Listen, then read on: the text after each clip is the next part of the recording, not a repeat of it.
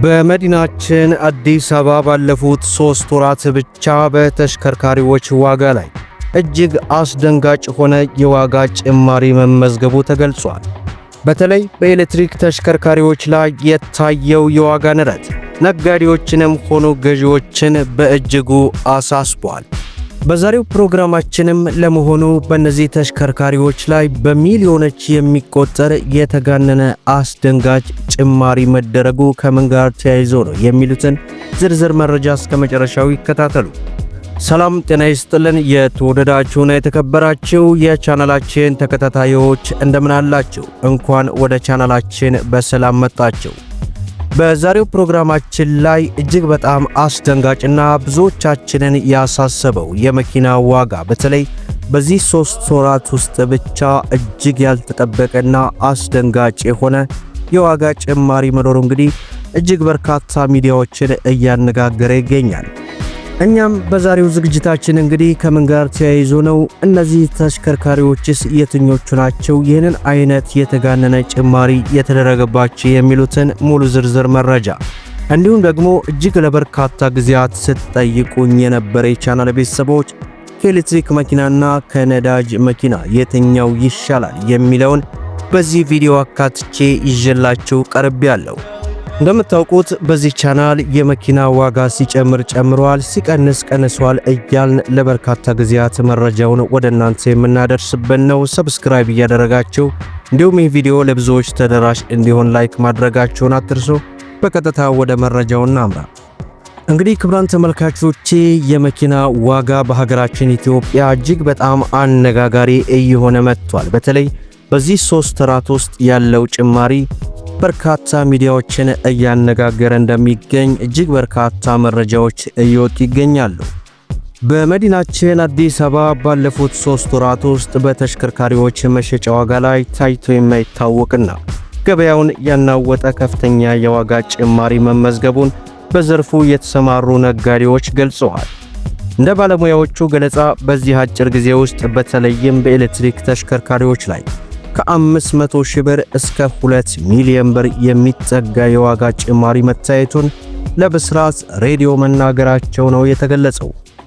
ለዚህም የዋጋ ንረት እንደ ማሳያ የሚጠቀሰውና በከተማችን በስፋት የሚታየው የቢዋይዲ ሴገል የኤሌክትሪክ መኪና 6 ከ3 ወራት በፊት እንግዲህ ከ2.4 እስከ 2.5 ሚሊዮን ብር ይሸጥ የነበረ ቢሆንም በአሁኑ ወቅት ወደ 1 ሚሊዮን ብር የሚደርስ ጭማሪ በማሳየት 3.4 ሚሊዮን ብር እየተሸጠ ይገኛል።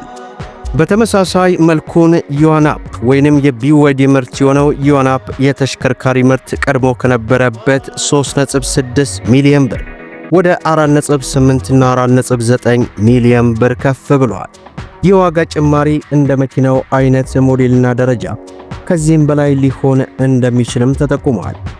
ለዚህም አስደንጋጭ ዋጋ ጭማሪ ዋነኛው ምክንያቶች ተብለው የተጠቀሱት ደግሞ የዶላር ምንዛሬ ዋጋ መጨመርና የኢትዮጵያ የኤሌክትሪክ ተሽከርካሪዎች ዋነኛ ምንጭ ሆነችው ቻይና ከመኪና ኤክስፖርት ጋር በተያያዘ ተግባራዊ ያደረገችውን አዲሱን መመሪያ ነው።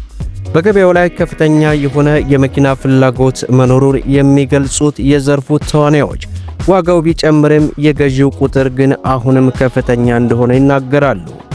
በአንጻሩ በነዳጅ ተሽከርካሪዎች ሽያጭ ላይ በመቶ ሺዎች የሚቆጠር ጭማሪ ቢኖርም አሮጌ የነዳጅ መኪና ወደ ሀገር ውስጥ እንዳይገባ መከልከሉና ካለው ከፍተኛ ዋጋ ጋር ተዳምሮ የነዳጅ መኪና ገበያው እንዲቀዛቀዝ እንዳደረገው ተገልጿል።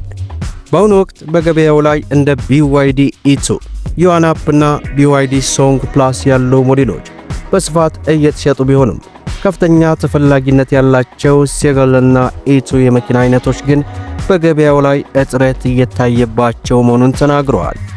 መንግስት በአሮጌ ተሽከርካሪዎች ላይ ወደ ሀገር ውስጥ እገዳ የጣለውን በተመለከተ ተጠቃሚው ወደ ኤሌክትሪክ መኪና መጠቀሙን ምርጫ የሌለው አማራጭ ቢያደርግም በየጊዜው የሚጨምረው ዋጋ ግን ለህብረተሰቡ ትልቅ ፈተና እንደሆነ እንደሚገኝ በስራት ሬዲዮ ያነጋገራቸው በመኪና አስመጭ ላይ የተሰማሩ ነጋዴዎች መናገራቸው እንግዲህ ብዙዎችን እያስገረመና እያነጋገረ ይገኛል። እኔም ከዚህ በፊት እንግዲህ ለእናንተ በተደጋጋሚ ሰርቻለሁ። በዚህ ሳምንት እጅግ ያልተጠበቀ እኔ ራሱ ሚዲያ ላይ አውጥቼ ዋጋውን ይህን ያክል ብዬ ለማለት የሚያሳቅቀኝ የተሽከርካሪ አይነት አለ። በዛ ላይ እንግዲህ የአውሱዙ ተሽከርካሪ እንደምታውቁት በየወሩ ወደ እናንተ አደርሻለሁ። አሁን እንግዲህ ወደ 2 ወር ሊሆነው ነው ካደረስኳችሁ ማለት ነው። ምክንያቱም የመኪና ዋጋ ያልተጠበቀ ጭማሪ ስለተደረገ ድርጅታችን ካኪ ሞተርስ ይህንን ዋጋ እስካልተስተካከለ ድረስ እንግዲህ ወደ ሚዲያ አናቀርብም የሚል መግለጫ ሰጥተውኝ እየጠበቅኩ ነው። ሌላው ብዙዎቻችሁ እንግዲህ የኤሌክትሪክ መኪና ይሻላል የነዳጅ መኪና እያላችሁ በተደጋጋሚ ስትጠይቁኝ ነበረ። የሁለቱ ልዩነት ምንድነው? የትኛው ስለናንተ ጥሩና ምርጫ ነው የሚለውን ደግሞ አሁን ላደርሳችሁ። የኤሌክትሪክ መኪኖች ወይንም ኢቪ ካርስ በዓለም አቀፍ ደረጃ እንዲሁም በሀገራችን ኢትዮጵያ በስፋት እየተለመዱ መጥተዋል። እነዚህ መኪኖች ከባህላዊ የነዳጅ መኪኖች የሚለዩባቸው በርካታ ነጥቦች አሉ። ጥቅምና ጉዳታቸውን ደግሞ ስንመለከት የኤሌክትሪክ መኪና ጥቅሞች ከነዳጅ ወጪ ነፃ መሆን ነው። ይህ ማለት ትልቁ ጥቅሙ ውድ የሆነ ነዳጅ አለመጠቀማቸው ነው። በኤሌክትሪክ መሙላት ከነዳጅ ጋር ሲነጻጸር እጅግ በጣም አነስተኛ ወጪን ይጠይቃል።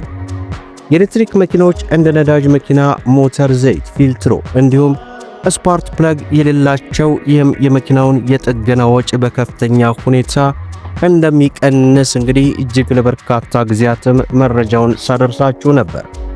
በተጨማሪም ደግሞ የኤሌክትሪክ ተሽከርካሪዎች ለአካባቢ ተስማሚነት ምንም አይነት ጭስ አያወጡም። ይህን የአየር ብክለት ለመቀነስና ጤናማ አካባቢን ለመፍጠር ይረዳል። ሞተራቸው ድምፅ ስለሌለው በምናሽከረክርበት ወቅት ከፍተኛ ሰላምና ጸጥታንም ይሰጠናል። የኤሌክትሪክ ሞተሮች ወዲያውኑ ሙሉ ኃይል ስለሚሰጡ መኪናውን ሲያስነሱት በፍጥነት የመንቀሳቀስ ብቃት አለው። የኤሌክትሪክ መኪና ጉዳቶች ደግሞ የመሙያ ጣቢያ እጥረት ነው። በተለይ በሀገራችን ኢትዮጵያ እንደ ነዳጅ ማደያዎች በየቦታው የኤሌክትሪክ መሙያ ጣቢያ አለመኖራቸው ለረጅም ጉዞ አስቸጋሪ ሊሆኑ ይችላሉ። የመሙያ ጊዜ ነዳጅ ለመቅዳት ጥቂት ደቂቃ ብቻ ሲፈጅ የኤሌክትሪክ መኪናን ሙሉ በሙሉ ለመሙላት ግን ቻርጅ ለማድረግ ከ30 ደቂቃ እስከ 6 ሰዓትና 4 ሰዓት እንደ መኪናው ሞዴል ይለያያል። ባትሪው ውድ ስለሆነ የኤሌክትሪክ መኪና ከመደበኛው መኪኖች ጋር ሲነጻጸር የመግዣ ዋጋቸው ከፍ ያለ ሊሆን ይችላል። በዚህም የባትሪ ዕድሜ ከብዙ ዓመታት አገልግሎት በኋላ ባትሪው ኃይሉን የመያዝ አቅም ሊቀንስ ይችላል። ባትሪው መቀየር ደግሞ ከፍተኛ ወጪን ይጠይቃል። በአንድ ጊዜ ሙሉ ቻርጅ የተደረገ የሚጓዝ ርቀት ከነዳጅ መኪናዎች አንጻር አጭር ሊሆን ይችላል፣ ምንም እንኳን አሁን ላይ እየተሻሻሉ ቢመጡም። በአጠቃላይ ኢትዮጵያ ውስጥ ሰፊ የኤሌክትሪክ ኃይል አቅርቦት ወይንም ታዳሽ ኃይል ስላለ የኤሌክትሪክ መኪና መጠቀም ለሀገርም ለግለሰብም ትልቅ ኢኮኖሚ ጥቅም አለው። ነገር ግን ከመግዛታቸው በፊት የሚሄዱበትን ርቀትና ቤት ውስጥ ቻርጅ ለማድረግ አመች ሁኔታ መኖሩን ማረጋገጥ አስፈላጊ ነው ለማለት ያክል እወዳለሁ። የሚሰማችሁ ሐሳብ አስተያየት ምንድነው? እናንተስ ምርጫችሁ የትኛው ነው? በኮሜንት አሳውቁን። ለዛሬ ያስኩላችሁ መረጃን ይመስላል። እስከ ፍጻሜው ድረስ አብራችሁን ስለቆያችሁ ልባዊ ምስጋናችን እየሰጠን በሌላ ቪዲዮ እስከምንገናኝ ወሰላሙ አለይኩም ወራህመቱላህ